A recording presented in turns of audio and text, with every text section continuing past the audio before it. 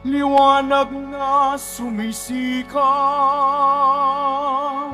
salitang buhay ng lahat.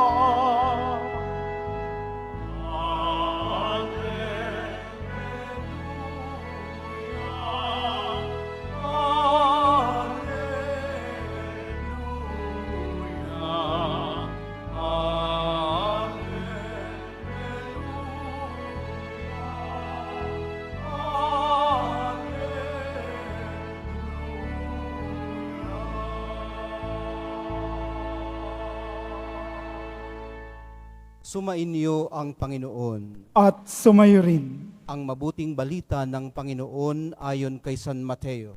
Papuri sa iyo, Panginoon. Noong panahong yun, sinabi ni Jesus sa kanyang mga alagad, "Narinig ninyo na noong unay iniutos sa mga tao, huwag kang makikiapid.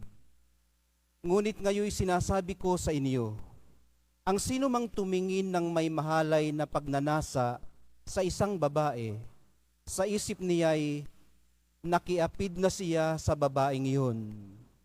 Kung ang mata mo ang siyang nagiging sanhi ng iyong pagkakasala, dukutin mo at itapon. Sapagkat mabuti pang mawalan ka ng isang bahagi ng katawan, kaysa buo ang iyong katawang itapon sa impyerno. Kung ang iyong kamay ang siyang nagiging sanhi ng iyong pagkakasala, putulin mo at itapon. Mabuti pang mawalan ka ng isang bahagi ng katawan kaysa buo ang iyong katawang itapon sa impyerno. Sinabi rin naman kapag pinahiwalay ng lalaki ang kanyang asawa, ito'y dapat niyang bigyan ng kasulatan ng paghihiwalay.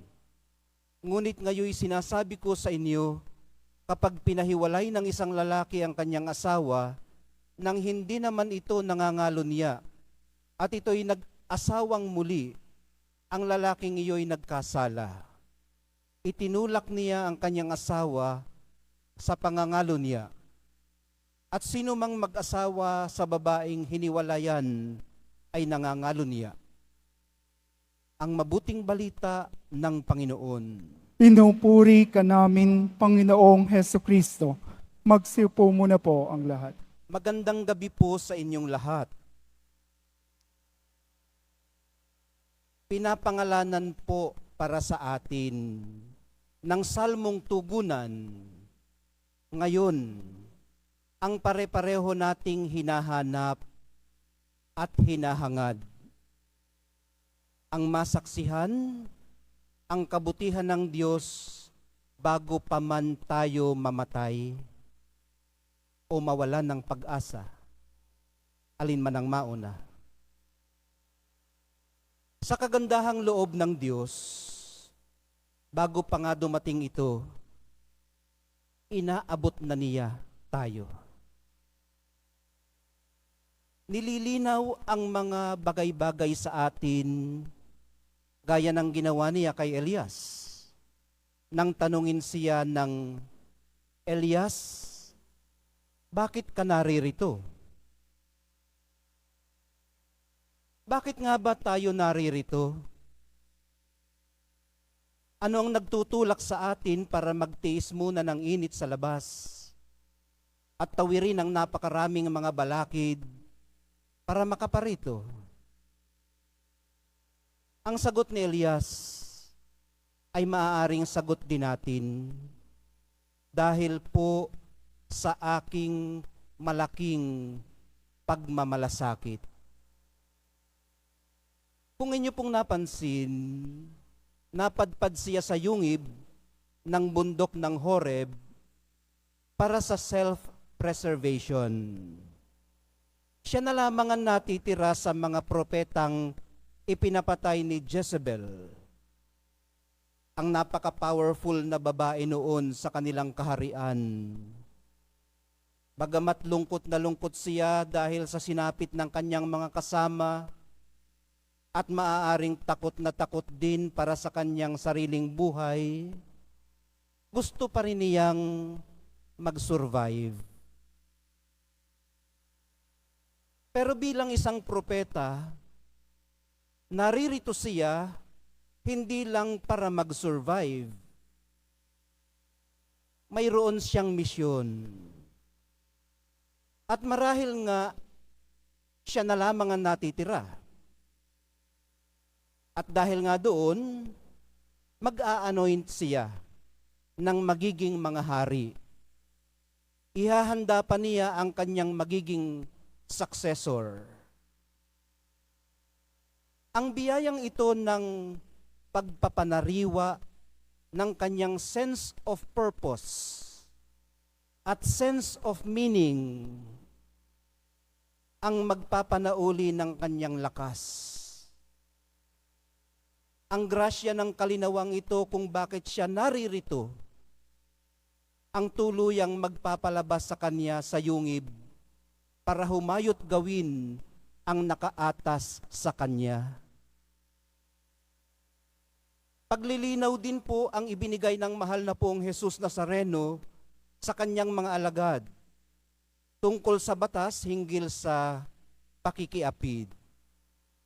Para sa kanya, mahalagang sa kalooban pa lang, madalisay na ang ating mga pakikipag-ugnayan. Maiproseso na agad ang mga iniisip at hinahangad para hindi na lumabas sa salita at gawa o para hindi na ipagkasala. Kung i-appropriate po natin sa kalagayan natin ngayon ang tanong kay Elias na, bakit ka naririto? Ay maaari pong ganito. Bakit mo ba titingnan ng ganon? Nang may mahalay na pagnanasa? Hindi ba pwedeng wag na lang tingnan? O kung titingnan man, hindi ba pwedeng tingnan na lang ng may paghanga at paggalang? Ang may asawa kasing pinangangalunyaan ay ayun na nga, may asawa. At sino ba naman ang asawang matutuwa pag may naghahangad ng masama sa kanyang asawa? Pag ang kanyang asawa ay mahina, lalo na ang mga may KSP, personality traits, at pumatol sa nagbibigay pansin sa kanya, hindi po natin alam ang kayang gawin ng kanyang asawa. Paano kung napaka-powerful din niya?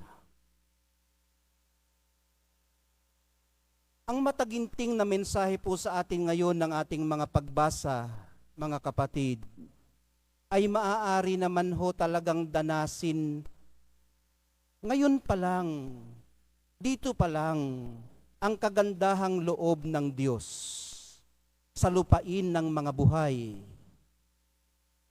Depende po sa ating mga pagpapasya. Kung payapang buhay po ang ating pipiliin, itinuturo po sa atin ng mahal na pong Jesus Nazareno ang susi. Kung magulong buhay na puno ng mga banta ang gusto natin, alam nyo na ang pipiliin. Lahat ng ito'y nag-uumpisa sa tingin. Sa pagtanggap po natin maya-maya ng banal na Eucharistia, minamahal kong mga kapatid, ang biyaya nawa ng malinaw at tuwid na proseso ng pag-iisip ang ating tanggapin at linangin sa ating sarili. Turuan nawa tayo ng Espiritu Santong pumili ng tama at piliin ang tama. Ang grasya nawa ng matibay na pagpapasya ang tumulong sa atin para tahakin ang buhay na naglalakbay pabalik sa Kanya. Mahal na poong Jesus Nazareno, Nasa kamay na po namin ang susi sa pamumuhay ng ganap at kasiyasiya.